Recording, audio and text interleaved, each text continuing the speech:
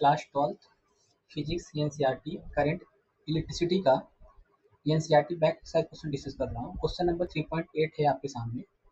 A heating element using nichrome connected to a 230 volt supply draw an initial current of 3.2 ampere which settles after a few seconds to steady value of 2.8 ampere.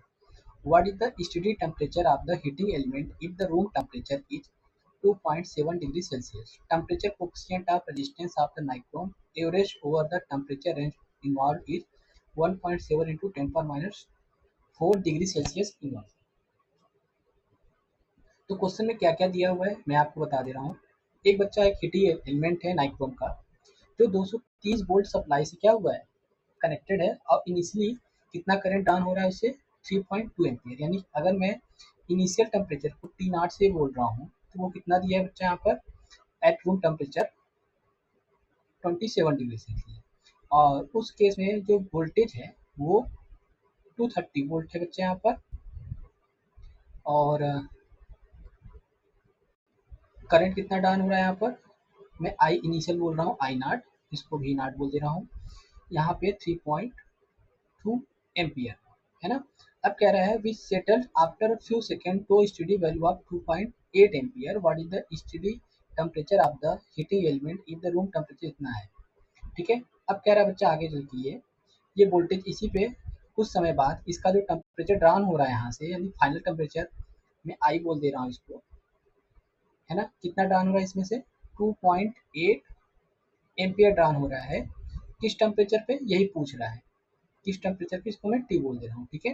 देखो voltage supply यहाँ पे 230 ही रहेगा initially भी और final, यानी कि ये supply क्या है रिमेन कनेक्टेड रहेगा। ठीक है।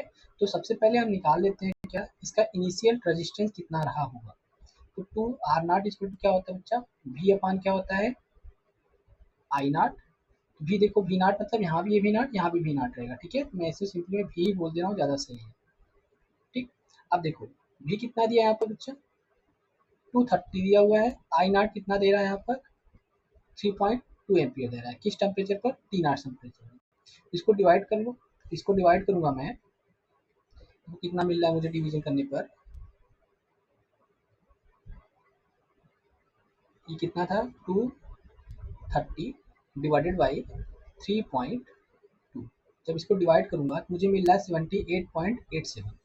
कितना मिल रहा है बच्चा यहाँ पर मुझे 71.87 ओम मिल गया। ऐसे ही अगर यहाँ पे मैं आर निकाल लूँ फाइनल टेम्परेचर बचा कि जितना रेजिस्टेंस कितना हुआ होगा।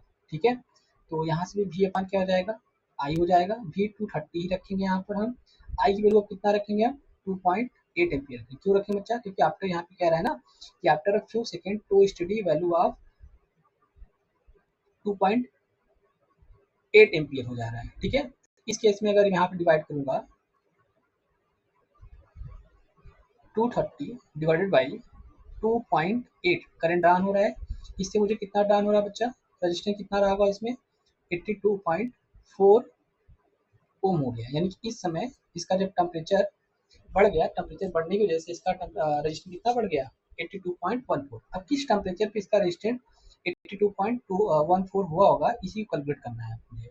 ठीक है। तो आपको फॉर्मूला पता है क्या आपको फॉर्मूला पता हो बच्चा कि आर इक्वल टू होता है R not plus R not alpha T minus T not. इसी को मैं सिंपली ऐसे लिख के बताया था वहाँ पर क्लास में R equal to R naught 1 plus alpha delta T. इसी को मैं इलाबोरेट करके यहाँ पे लिखा हूँ। ठीक है। मतलब इसको ओपन करके प्रॉपर हर एक टर्म को इस तरीके से रिअरेंज करके लिखा हूँ। तो अब देखो अब इसमें सारी वैल्यू मुझे पता है बस यहाँ पे टी निकालना है। ठीक है। तो पुट दीज वैल्यूज आर कितना हमने निकाला है यहाँ पर 82.14 निकाला है। आर की वैल्यू 82.14। आर नॉट की वैल्यू कितना निकाला है मैंने यहाँ पर 71.87 निकाला है।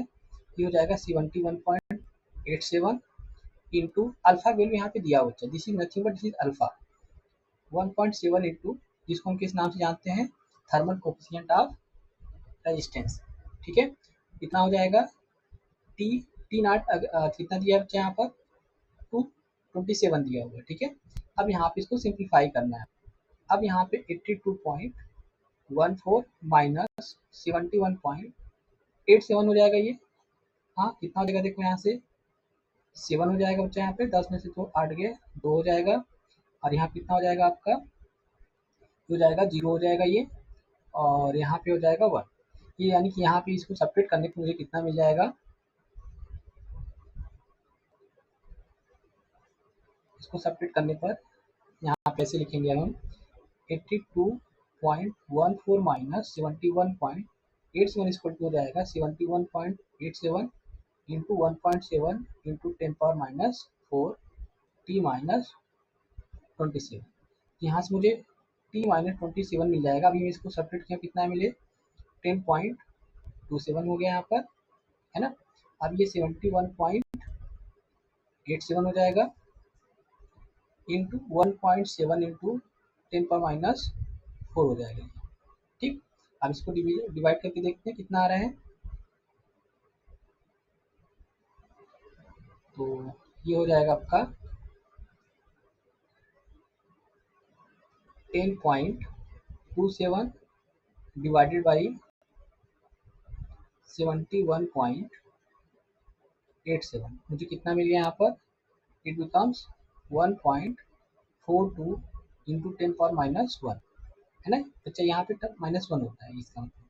अब यहाँ पे 1.7 इंटू 10 पावर माइनस 4, जब इसको मैं ऊपर ले जाऊंगा 10 पावर माइनस 4 को, तो ये सिंपल हो जाएगा कितना बच्चा, ये हो जाएगा 10 पावर 4, ठीक है 10 पावर 4 हो जाएगा। जब इसी को मैं एक बार और लिखूंगा 1.42 1.7 इंटू 10 पर कितना हो जाएगा 3 हो जाएगा, ठीक है।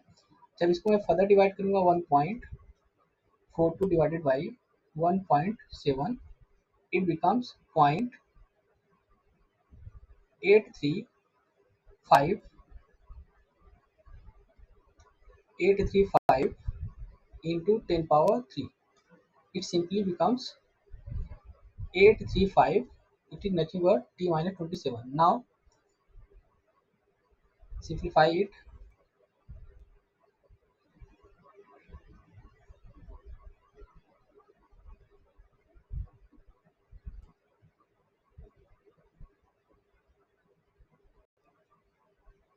ये हो जाएगा आपका t equal to 835 plus 27।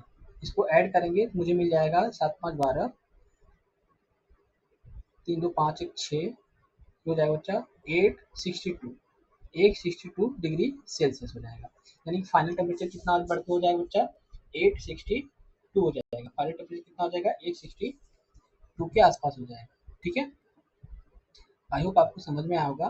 Calculation देखो बच्चा मैंने यहाँ पे सिंपल लिया हुआ है ना, डिवीजन करके जो भी लिया है, यहाँ पर अल्फा वैल्यू इतना है, ये वैल्यू पुट हमने कर दिया, ये मुझे यहाँ पे मिला इतना 10.27, ठीक है 71.87 दिस वन।